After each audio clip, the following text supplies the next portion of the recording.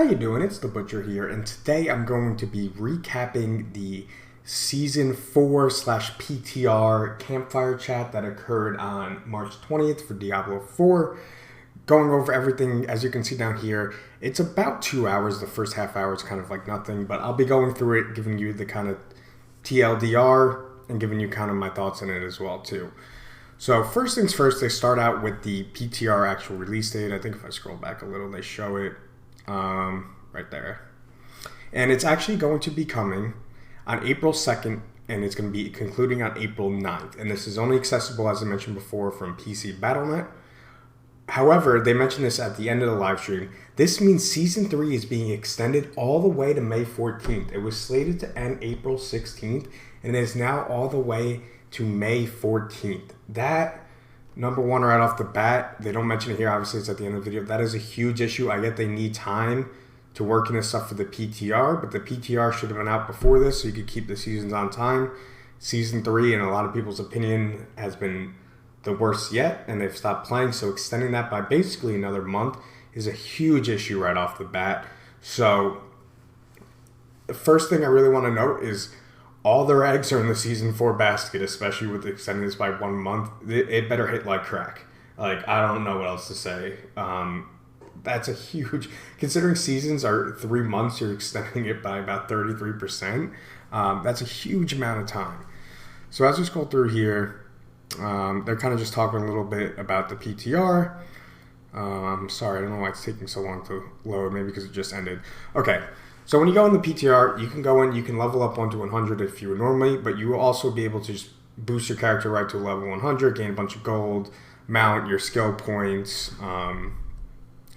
paragon points, all the renown. You'll be able to get a bunch of gear, and then all your glyphs will be leveled up, and gear rate, legendary gear rate will be doubled, so you'll be able to test things out easier.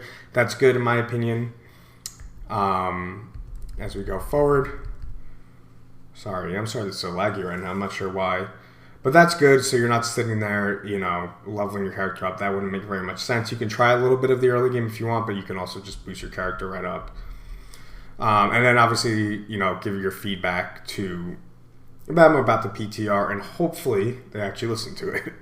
Because there's definitely some things that they brought up that I do want to see them change. And I'm sorry if my voice is a little messed up. I'm sorry for content. I have been sick recently, so that's why I might sound a little bit nasally or congested.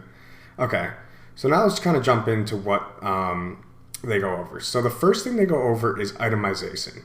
And if you did watch this, or you're going back and watching it, the way it just concluded, but I had to go back and actually watch things a couple times because the way they were explaining it was not very good. I don't mean offense to the one guy they had on that was specifically explaining it, but he was jumping all over the place. And it was a bit of a mess to kind of understand, in my opinion. So some of this, I think we're going to have to wait and see. It's a little bit confusing, but to go through it, so there's base item updates. So, they give all this stuff about there's going to be a smaller pool of affixes. They said more relevant ones. So lack of stuff that's, super niche, basically. And if I keep going through.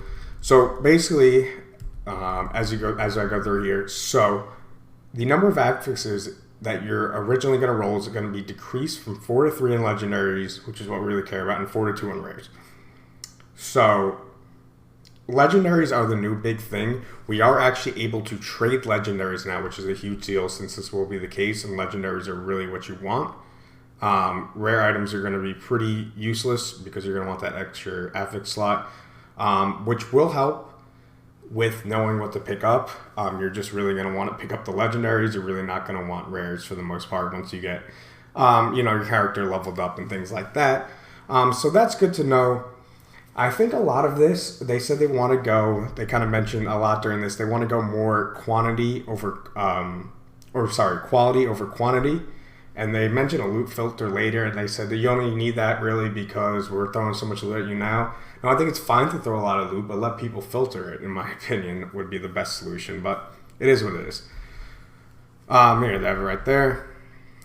Okay, we skip forward. And the next thing they kind of mention is going to be this tempering system, excuse me. and my thing is bugging out. But yes, legendary items drop from monsters level 95 plus are always 925 item power.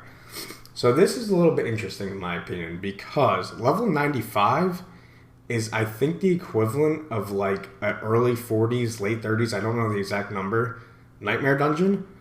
So that's super, super low. Like super low.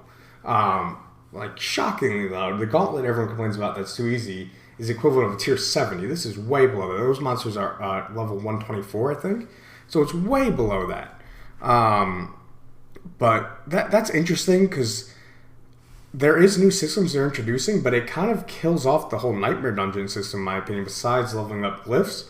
I'm not really sure if you were getting all level 95 gear. They didn't mention that higher tier Nightmare Dungeons will have better gear. That was not mentioned, at least to my understanding. So that's an interesting choice.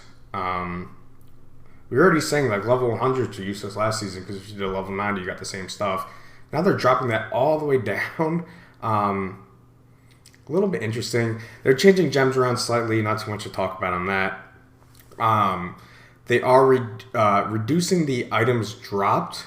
So they say you're just going to be getting better items. We'll actually see. I'm not so sure. I think you still might be getting a lot of crap. So item rerolling actually has a cap now. So before it would just exponentially go up. So it does have a cap. They did say that cap is going to be pretty expensive. So they're removing a lot of the materials as well and consolidating them, like herbs, like your Galavine and like the common ones. Those are all going to be labeled as like common herbs. There will still be some rare ones, but there won't be like so many different things. And then, so you can now get Forgotten Souls also from Whispers, not just from Helltides. And then they can also drop from elites just randomly anywhere. And they also said when it does drop from elites, it'll be like a pinata with a whole bunch of items. So that's a little bit cool, I think. And definitely more ways to get Forgotten Souls is cool. So we move on here. Okay, so they are making uniques available earlier. I think this is a good change. The Uber unique doesn't really matter. You probably won't be getting that to drop anyway. But a big problem with a lot of builds you want to play is you can't use it till, let's say you wanted to play like a Were NATO Druid. You can't use that till you get a Tempest Roar. And that would only drop when you're well into World Tier 4 for the most part, unless you got really lucky. But I think it could only drop a World Tier 4. But even beyond that, and it would be hard to get. So now you can, as you're working up and you get uniques to drop, you have a chance of getting that. I think that's a good change. Now let's look at, I think this is going to be, yes, they're going to go over the Codex of Power here. So, the way the Codex of Power works, it's interesting. And as you can see, also the 3 affixes, they've like juiced them up. And as you can see, you can get things like max life now on your offensive thing. So they're changing where like the slots that things go in. So like life on hit, they mentioned, was another one. Max life can go on a bow now, so things like that. So it'll be interesting to see how that all works. But now at a blacksmith, you can salvage your legendaries, right? And that'll go into your Codex of Power, which now looks like this. And it's basically like a system where whatever you salvage, whatever the highest is that you salvage, that's what gets imprinted on everything. And this is going to work across all your characters throughout the season, or the Eternal Realm will work across all your characters in the Eternal Realm. So, for example, if the first drop of an Edge Masters you get is a 20%, and they have increased these ranges a bit to make up for this, but if it is a 20%, you salvage it. From now on, every time you want to imprint Edge Masters, you get a 20% perfect roll every single time. I think it's nice. It definitely is going to help with inventory space. It's going to take away from some of the gear chase, but I think they brought it back in other ways. So I think all in all, this is a good change. You know, if you don't get 20% though, there's like 16 different levels, which is basically the 16 different percents, but it'll just go to whatever percent. So if you get a 15%, that'll be what you imprint, and then you'll look to obviously upgrade that. So a pretty nice change on that front, in my opinion. And now as we move on here, we get onto, and it'll turn gold once you have a perfect roll. But now we get onto the tempering system, which I was mentioning before. So you start with 3, but with tempering on ancestral items, you're able to add another 2 affixes to your items. Okay, and you get these from manuals. and they basically will just be random drops. And once you get the manual, they show one in a second. Like here, the manuals will have 4 different things. So this is basically a movement one. This is a thing for bone skills. So as you can see, when you get this manual, you'll now be able to temper your item with one of these 4 abilities at random. At random, very important thing to note. So you won't be able to choose which one. So as they go in here, so you're gonna get, it looks like per item at right now, 5 times you can possibly do this. They said it was a glitch, it goes down to 4 after they add 1. But like I said, on Ancestrals, you're able to add 2. On on Sacreds, you're only able to add 1. But as you can see here too, with a necklace, we also can get crit strike chance on a necklace now, which is interesting. But you're able to pick from the available pools, basically, for that specific item. So for your amulet, it's any of these pools except for weapons. I assume most of the other gear will stay the same. Weapons obviously get weapon things, which are like the bone manual we saw before. So basically what you do is he imprints it on here and he gets these 2 things, or you go and you imprint one. Let's say you take a offensive one. So what's the best way I can explain this? So let's say you have your amulet, right? And for your first temper, you want to put a movement on it. So you're going to take this, and it's going to give you randomly one of these 4. Okay? And then for your second one, let's say you're playing a bone necro, you imprint this, it'll give you randomly one of this 4. Okay? And then you're able to do that, and every time you do it though, you're able to keep doing it, but it'll reduce the temper durability, and once you get to 0, you cannot do it anymore. I don't really understand this. People are going to be bricking items left and right. You're going to get a really well-rolled item and then not be able to get the tempered aspects or affixes on there that you want. So I don't, at least 5 is enough. People are going to be bricking items. I think this is going to be a disaster if they leave it like this. I don't understand why you can't do it as many times as you want at an increased cost. That doesn't really make much sense to me. But I guess I'll have to see how it works in practice. But that is a huge concern to me right off the bat. That you're going to be bricking items, then you're going to have to find another good drop. Then you're going to do the same thing. And then if you end up getting 5 rolls and either getting a crap roll of the one you want or the ones you want, or not getting the ones you want on there at all, you're shit out of luck, basically. So that's an interesting choice. So they go through and they show him what he does here. He tempers it.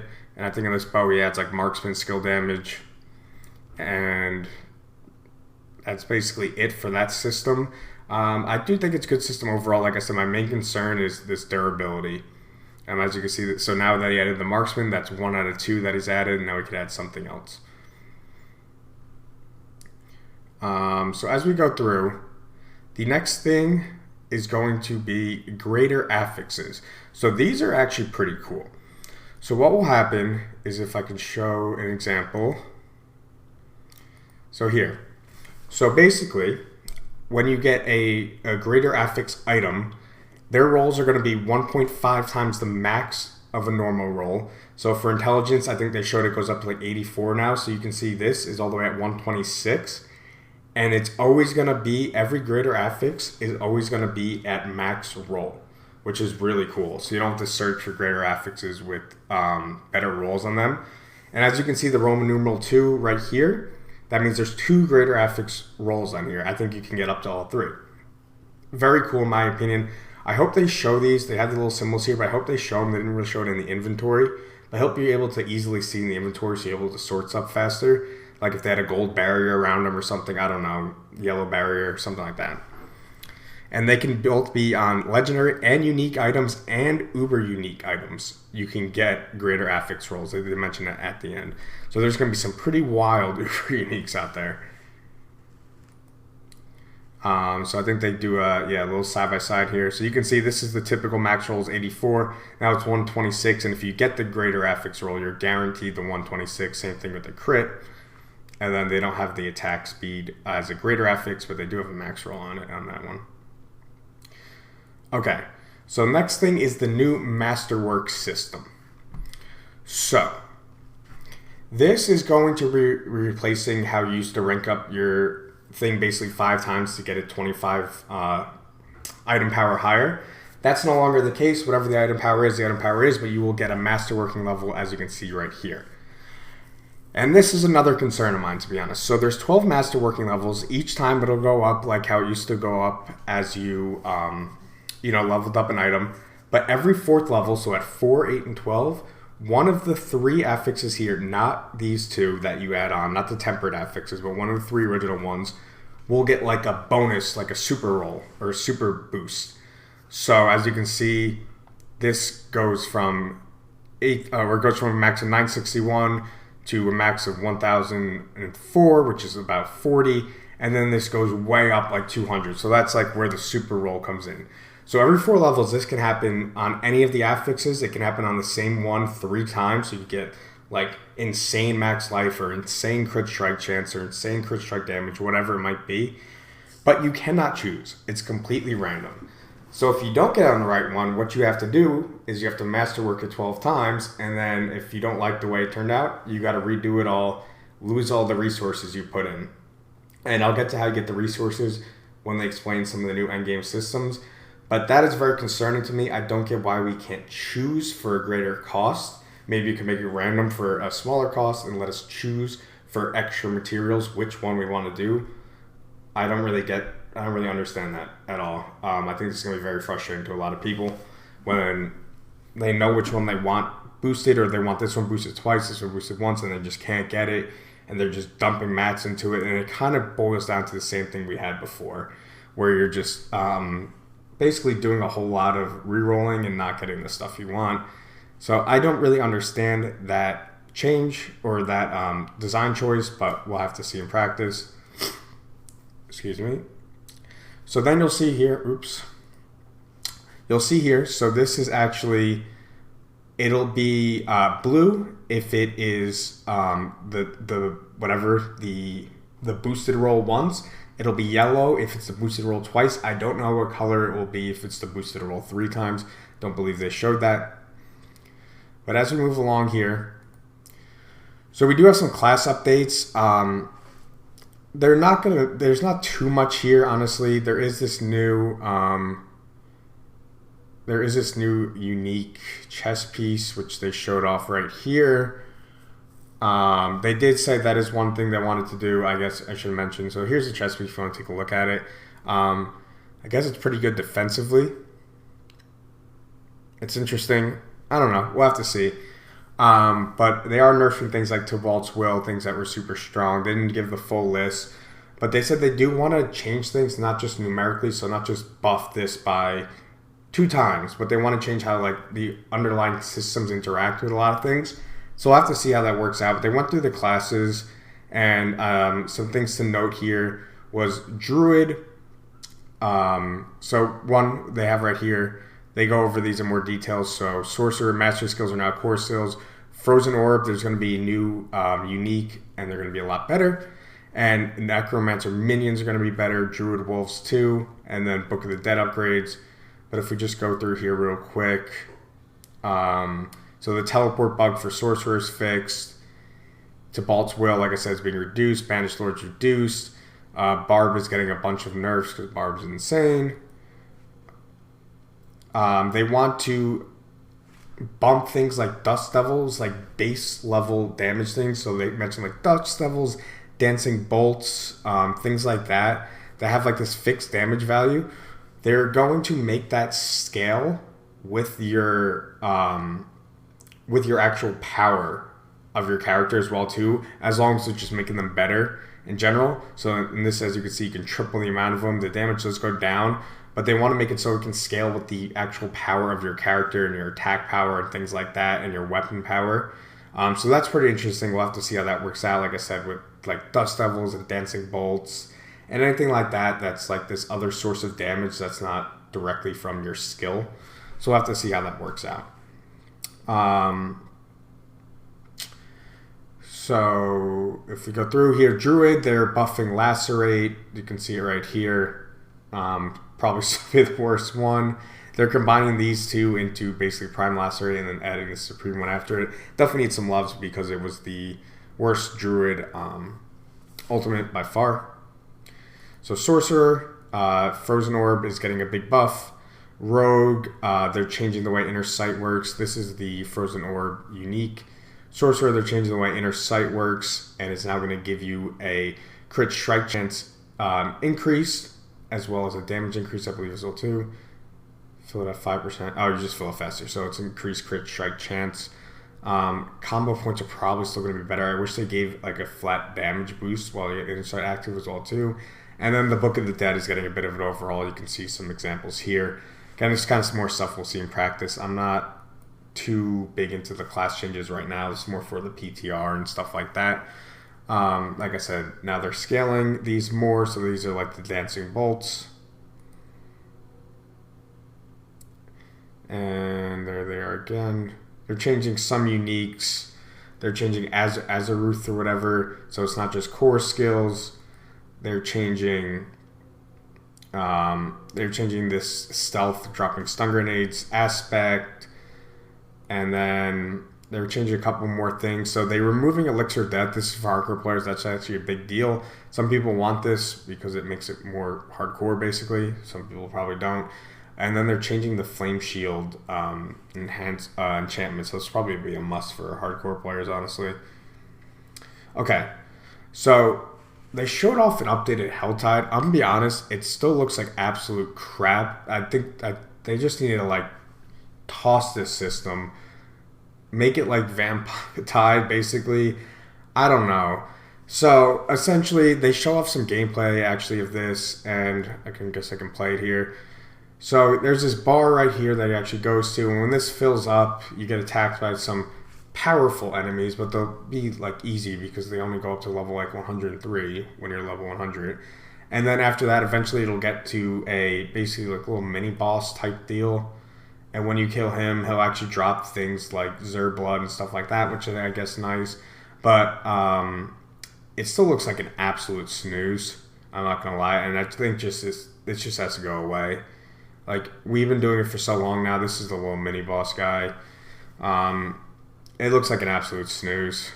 Still, I don't want to farm Helltide ever again. And I really wish they would just get rid of this system. And replace it with something else. But it is what it is. Okay. So, one of the changes to the way we get Uber Uniques is there's a new boss fight, and this is going to be in Dariel. And these summoning parts come from Beast in the Ice and Lord Zer, so you will need to farm Helltide not only for the Living Steel for Dariel, but also getting that blood for Lord Zer, so you can do this in Dariel too, and you can basically double the ways you can get Uber Uniques.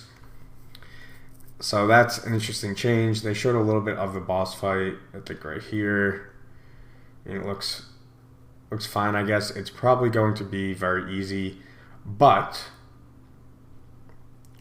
they are adding a new system.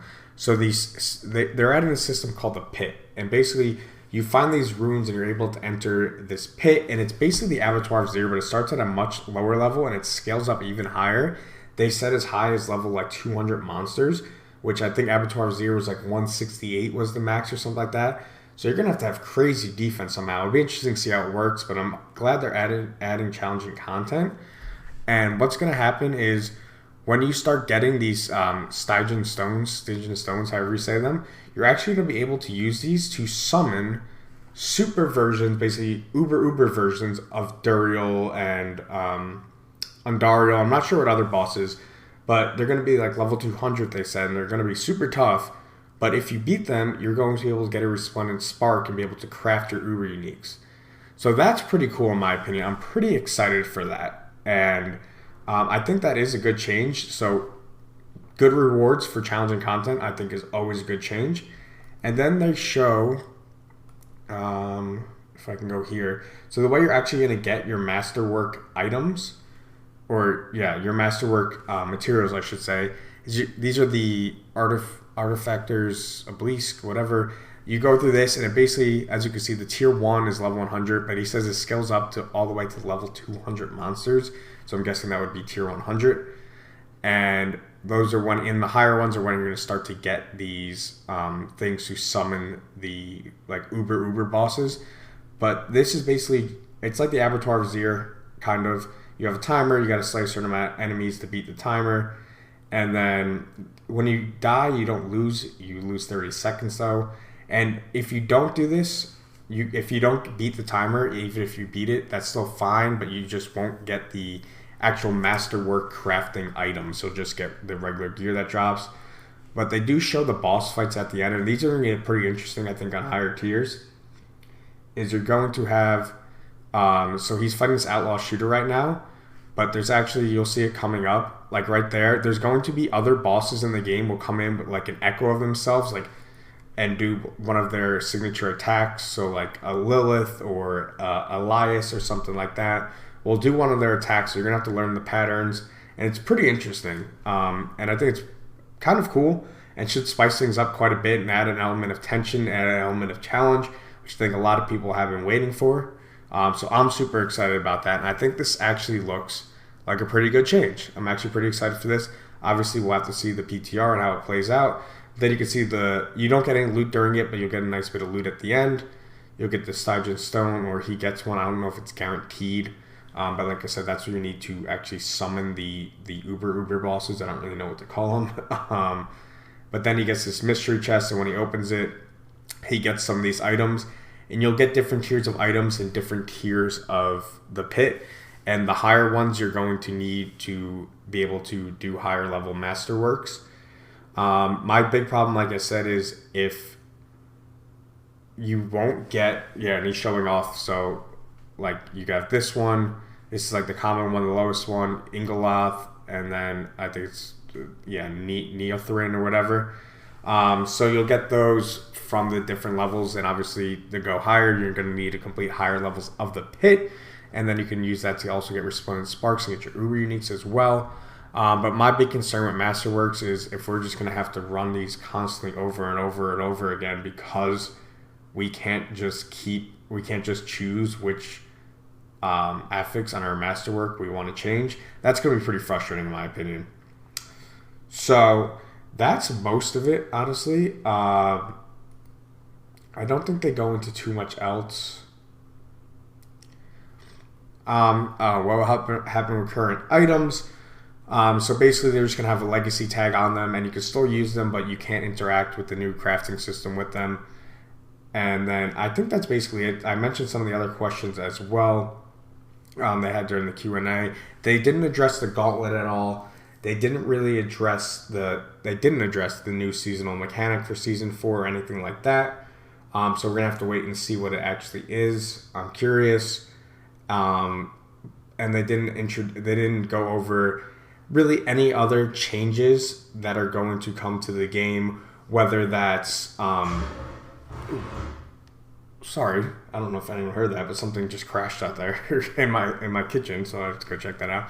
But they didn't announce any new changes that are going to come in terms of like new endgame systems besides the pit. That's the only thing they went over. So we'll have to see if there's anything else, and if there is, that'll be a welcome change. But that's going to be it for the video. I hope you guys did enjoy. I know this ran about a half hour. There was a lot to unpack here. I tried to get through it as quickly as possible. Patch notes will be available next week. And it's been The Butcher, and I'll see you all in the next video. Peace.